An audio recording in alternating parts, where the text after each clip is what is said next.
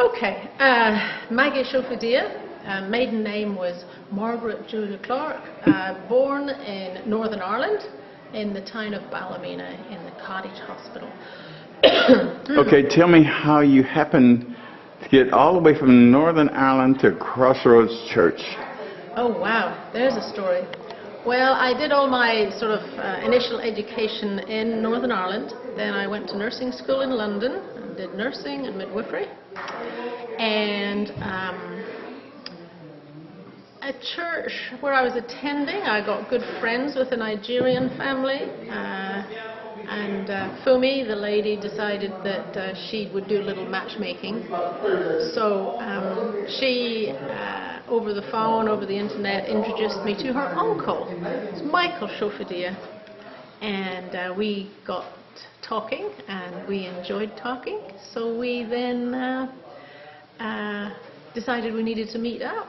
And the Lord had a plan, I suppose, because He then got us to decide that we needed to get married. And so the interesting thing is, though, that yes, Fumi introduced us, but I was living in London, and Michael was living in PG County in Maryland, near, close to Washington, D.C.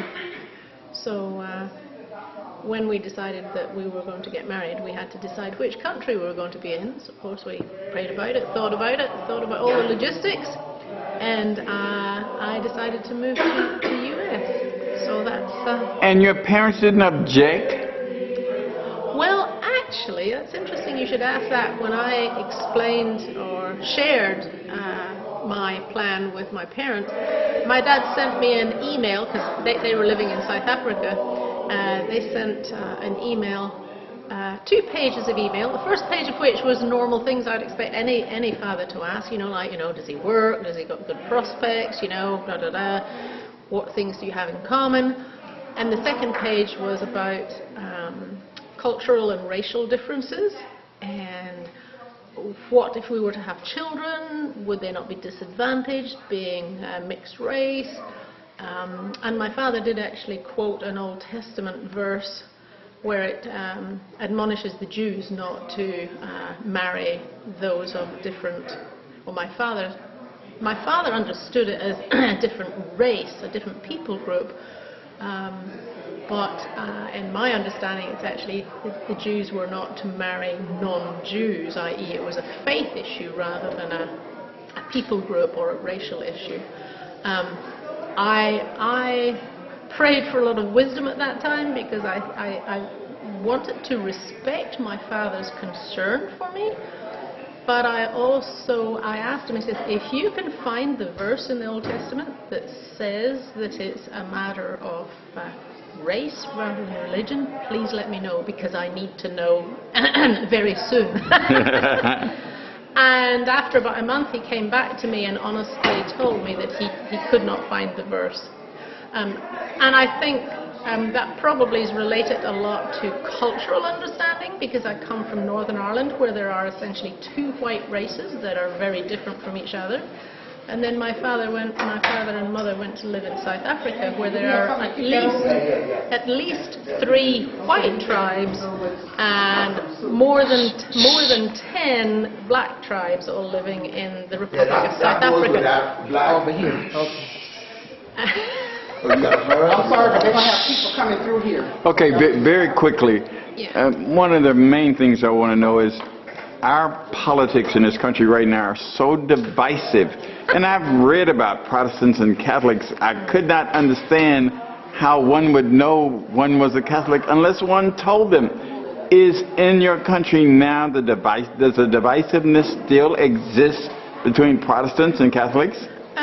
I think, yes, there is still a division, but it's not as sharp as it was in the 60s and 70s. It's more of a social divide. It's a social and historical divide.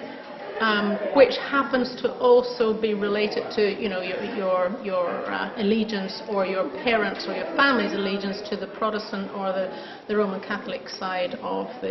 Does that mean the parents of the Catholic girl would go nuts if she wanted to marry a Protestant boy? In the 60s and 70s, yes, it would probably have meant that the couple would have to have left Northern Ireland.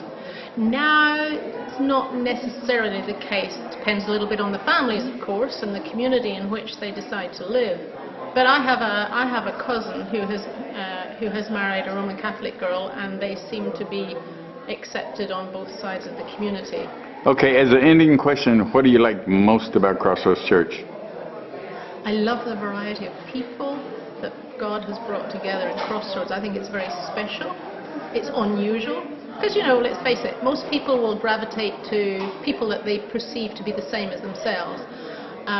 When I think of what it's going to be like in heaven, there's going to be a whole bunch of people that are totally different even from the folks here at Crossroads. But I think that it's just a little foretaste of heaven. It's not without its challenges, but it sure makes life very interesting, and it's very rich because there's so much diversity. But yes, it's challenging sometimes. I agree. Thank you very much. Okay.